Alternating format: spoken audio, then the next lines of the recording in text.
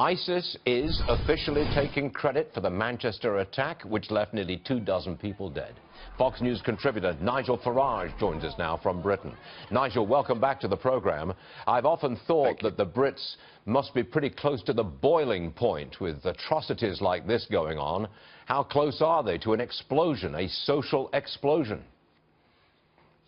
Well, actually, we haven't had many of these attacks. Most of the attacks have taken place in France. There have been 21 separate attacks since 2015 in France, many more problems in Belgium. We have not had many. Now, this one is a particular shock, and in fact, I think it marks a new low because it's an outright attack on children. So I think the country is very shocked by this, and I think what people want is action.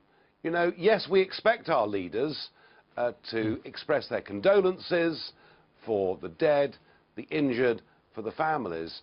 I think the time has come for us to reasonably ask, what is our government actually going to do? Because, you see, a lot of this problem, you know, we talk about immigration, we talk about people coming in without being security checked, but a lot of this problem is homegrown. The guy that drove over Westminster Bridge killing people a few weeks ago was, you know, radicalised in a British prison. It's happening in British prisons. It's happening in British schools.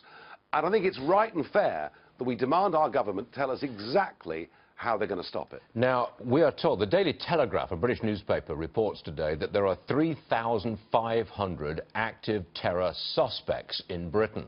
And I was expecting, I have thought that Prime Minister Theresa May might suggest that some of them, a few hundred, might be brought in for questioning, a kind of a mass roundup. Are the Brits close to that?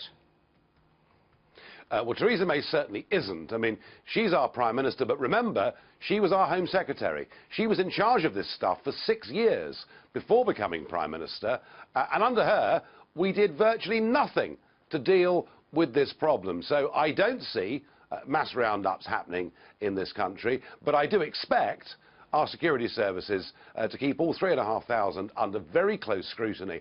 And by the way, that's the number in this country. In little Belgium, they've got 18,000 terror suspects. That's impossible. So I'm very depressed about things here. They're even worse on the continent. But that's impossible. You cannot surveil 24/7 either 3,500 in Britain or 18,000 in Belgium. You simply cannot do that. That's the truth. 20 seconds left.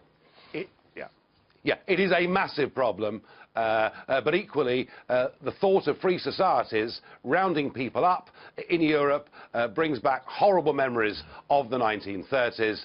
I think we want to know there'll be no more radicalisations in our prisons, in our schools, and that our immigration policy will vet absolutely everybody coming from Middle Eastern and North African countries. Nigel Farage joining us this morning. Thank you very much, Nigel. We'll see you again real soon. Thank you, sir.